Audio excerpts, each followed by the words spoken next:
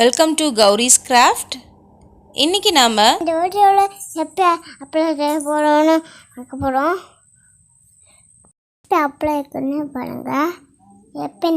எப்போ நல்லா போட பாருங்கள்.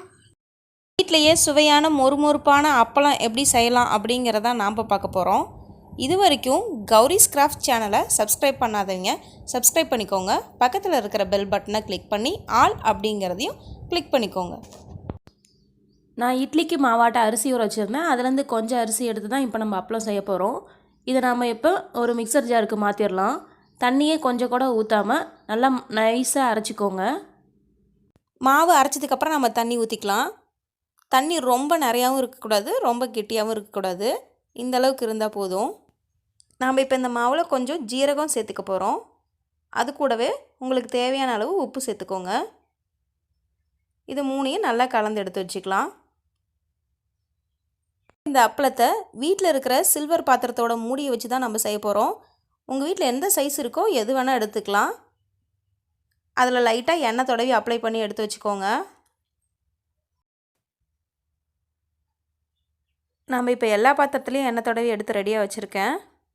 இப்போ இதில் நம்ம மாவு ஊற்ற போகிறோம். நான் இப்போ இந்த சின்ன மூடியில் 1/2 ஸ்பூன் மாவு ஊற்றிக்க போகிறேன். கொஞ்சம் பெரிய மூடியாக இருந்தால் நீங்கள் 1 ஸ்பூன் ஊற்றிக்கோங்க. இப்போ நம்ம எண்ணெய் தடவி வச்சுருக்கறனால இந்த மாவு பாருங்கள் ஃபுல்லாக அந்த பிளேட் ஃபுல்லாக அதுவே ஸ்ப்ரெட் ஆகும். நீங்கள் ஃபுல்லாக பிளேட்டை ஷேக் பண்ணிங்கன்னா ஃபுல்லாக அதுவே ஸ்ப்ரெட் ஆயிரும். இதே மாதிரி நீங்கள் எத்தனை மூடி எடுத்து வச்சுருக்கீங்களோ எல்லா மூடிலையும் ஊற்றி ரெடியாக எடுத்து வச்சுக்கோங்க. அதுக்குள்ளே நம்ம இப்போ இட்லி பானையை ரெடி பண்ணிடலாம். எப்பயும் போல் இட்லி சுடுற மாதிரி தண்ணி அடியில் ஊற்றி மேலே பிளேட் வச்சுருக்கேன். என்னோடய பிளேட்டில் பார்த்திங்கன்னா நடுவில் இந்த கைப்பிடி இருக்குது.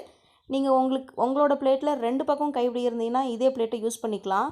இப்போ நான் நடுவில் கைப்பிடி இருக்கறனால நான் இதை எடுத்துட்றேன். ஏன்னா நம்ம பிளேட் சின்ன சின்ன மூடி அதில் வச்சோன்னா நமக்கு அது கரெக்டாக நிற்காது. நான் அதனால் ஒரு ப்ளைனான தட்டத்தை எடுத்து வச்சுருக்கேன்.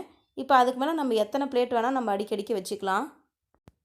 நாம் இப்போ மாவு ஊற்றி வச்சுருக்கிற மூடியை ஒன்று ஒன்றா இதில் எடுத்து அடிக்கிக்கோங்க.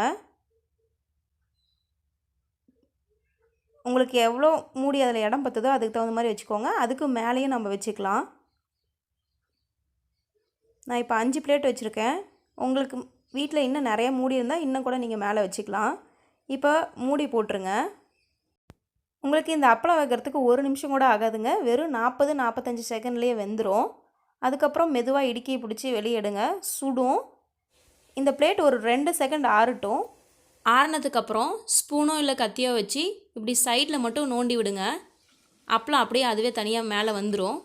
பாருங்கள், அப்பளம் வந்துடுச்சு. இது இப்போ நமக்கு லைட்டாக ஈரமாக தான் இருக்கும். நீங்கள் எவ்வளோக்கு எவ்வளோ அந்த எண்ணெய் தடவி வச்சுருக்க மூடியில் மாவு கம்மியாக ஊற்றுறீங்களோ அவ்வளோ அப்பளம் மெலிசாக வரும். இப்போ பாருங்கள், பெரிய அப்பளமும் எடுத்தாச்சு. பெரிய மூடியில் ஊற்றி வச்சதையும் இதே மாதிரி மீதி இருக்கிற மாவு எல்லாத்தையும் மூடியில் ஊற்றி நம்ம அப்பளமாக ரெடி பண்ணி எடுத்து வச்சுக்கலாம். ரெடி பண்ணி வச்சுருக்க எல்லா அப்பளத்தையும் ஒரு துணியில் விரித்து போட்டு நான் காய வச்சுருக்கேன். இப்போ அடிக்கிற வெயிலுக்கு ஒரு 3 மணி நேரம் காஞ்சாலே போதும். பாருங்கள், அப்பளம் நல்லாவே காஞ்சிருச்சு. அப்பளம் பாருங்கள் எவ்வளோ டிரான்ஸ்பரண்ட்டாக இருக்குது. பின்னாடி இருக்க என்னோடய கை அப்படியே நல்லா தெரியுது. வீட்டில் இருக்கிற 3 பொருளை யூஸ் பண்ணி எப்படி சிம்பிளாக அப்பளம் சூப்பராக செய்யலாம் அப்படிங்கிறத நாம் இந்த வீடியோவில் பார்த்தோம். இப்போ நான் அந்த அப்பளத்தை உங்களுக்கு நான் பொரிச்சும் காட்ட போகிறேன். ரொம்ப சின்ன மூடியில் ஊற்றின அப்பளம் தான் பாருங்கள் எவ்வளோ பெருசாக விரிஞ்சு வந்திருக்குன்னு.